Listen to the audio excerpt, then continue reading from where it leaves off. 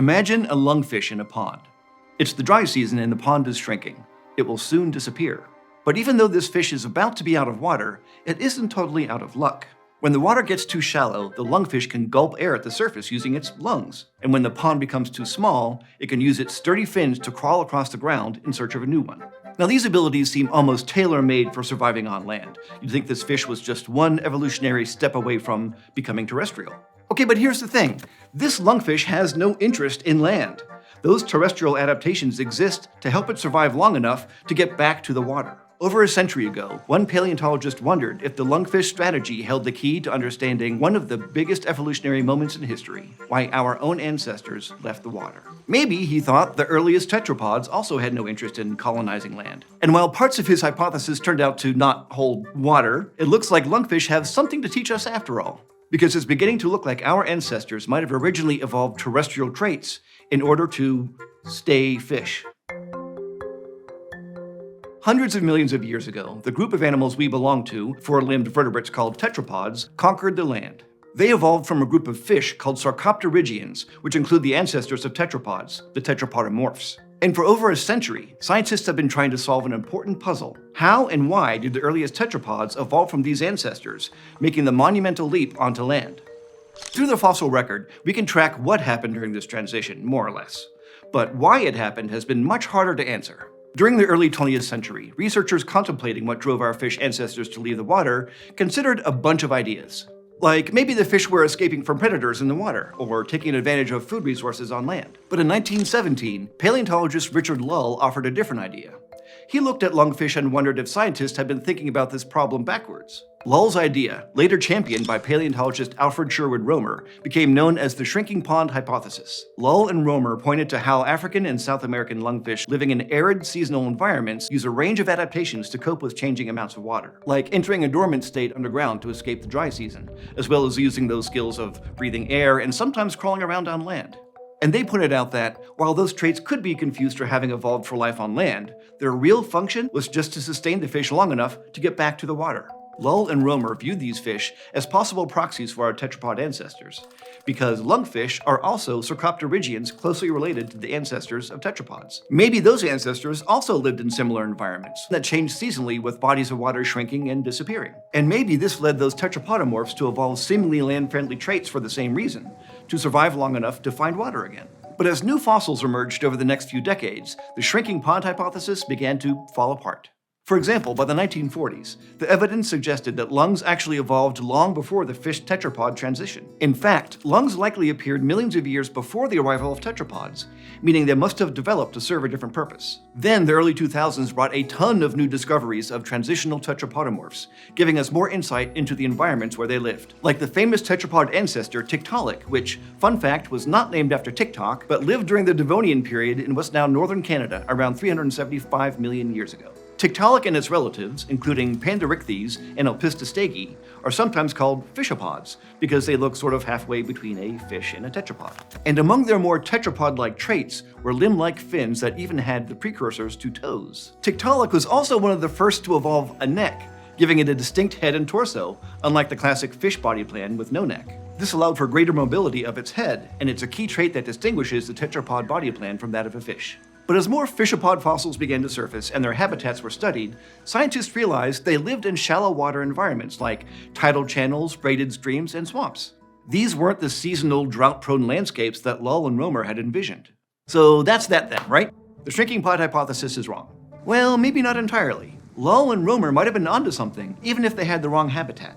See, amid all the new tetrapodomorph discoveries of the early 2000s, another researcher suggested that the tetrapod body plan might have evolved mostly or entirely in the water, not on land. One animal she pointed to was Acanthostega from the swamps of what's now Greenland during the late Devonian period, about 365 million years ago. While it wasn't a true tetrapod, it was getting close, with a salamander-like body and 4 limbs instead of fins. This was also one of the first tetrapodomorphs known to evolve a rear-powered mode of locomotion. That is, its movement was powered primarily by its back limbs instead of its front limbs. This form of locomotion would one day become a feature common to tetrapods. But while Acanthostega looked like a tetrapod, its arms and weakly built ribcage seem unlikely to have been able to support its weight on land, suggesting it was entirely aquatic. Those seemingly land-friendly features, like its hands, were instead probably being used for navigating the waters of its swampy habitat and holding onto plants in the water. And when Tiktaalik was described around this time, its discoverers suggested that its tetrapod-like traits might have evolved in order to walk underwater as well.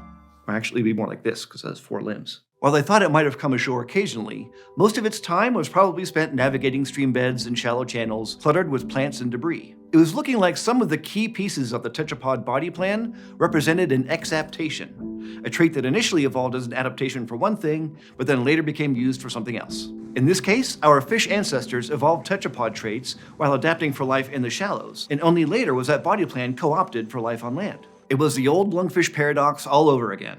Traits that looked like adaptations for land were actually just better ways to be fish. And more evidence supporting this aquatic picture continued to emerge. For example, a 2012 study re-examined the limbs of Ichthyostega, another tetrapodomorph that shared Acanthostega's environment. Scientists originally thought its limbs could have supported its body on land, but these researchers found that the range of motion would have limited Ichthyostega's terrestrial movement to dragging its body like a seal. Not exactly the most effective evolutionary strategy. Ichthyostega probably did spend some time on land, but not a lot. Then a 2013 study found that jaws of earlier fishopods, like Tiktaalik, wouldn't have allowed them to swallow prey on land. And that's a big deal, because it means that even if they did occasionally venture onto land, the fishopods would have been mostly incapable of taking advantage of prey there. This suggests that, at this point in their evolution, tetrapodomorphs were still very much shallow water dwellers, and the abundant resources on land probably played a minimal role in their evolution. And most recently, there was a study from 2021 that analyzed bone microstructure of tetrapods from Nova Scotia that lived in the early Carboniferous period, several million years after Acanthostega and Ichthyostega. It found that the stress patterns in their bones were consistent with aquatic habitats and inconsistent with movement on land. So it looks like not only were most tetrapodomorph fishes mostly or fully aquatic, but that even the later first true tetrapods still weren't living on land. Okay, but now we should be careful about oversimplifying the water-to-land transition overall. Not all tetrapodomorphs form a perfectly neat progression in their traits or through time, and their habitats weren't all identical. There was probably tons of variation. But many scientists are beginning to think that most transitional tetrapodomorphs were primarily shaped by shallow water habitats, choked with plants and other debris. So Lal and Romer were right about one crucial thing. The colonization of land was probably an evolutionary accident. So these animals crawl onto land by accident, and now I have to pay taxes. Those limbs, necks, and other adaptations that later helped tetrapodomorphs conquer continents initially evolved to navigate the shallows, not escape them. And possessing these traits beforehand probably made the transition to life on land much easier for our ancestors when they eventually did come ashore and stayed there. So in the end, or rather in the beginning, our ancestors didn't set out to revolutionize life on Earth. Our success on land, and that of all tetrapods, from frogs to dogs to dinosaurs, was just a lucky side effect of fish trying to stay fish.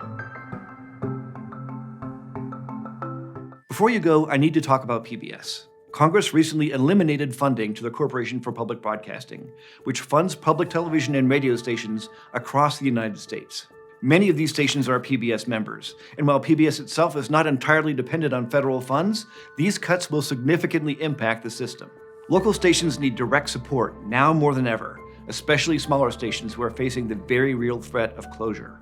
If you want to support PBS's mission, follow the link in the description or scan the QR code on screen to donate to your local station. Any amount goes a long way. Thank you.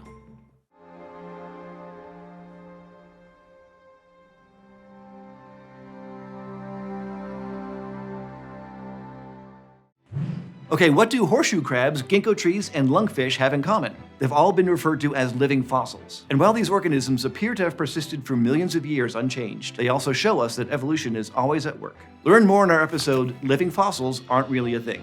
And thanks to this month's Eontologists, who give us a big step up. Addie, Annie and Eric Higgins, Carl Wolfel, Jackie Scott Ralston, Jake Hart, John Davison Ing, Juan M., Melanie Lamb Carnevale, Nico Robin, Raphael Hassa, Tony Dye, and Steve. Become an Eonite at patreon.com/eons, and you can get fun perks like access to a monthly digital puzzle of paleo art commissioned just for Eons. And as always, thanks for joining me in the Annie and Eric Higgins studio. Subscribe at youtube.com/eons for more fabulous fossils.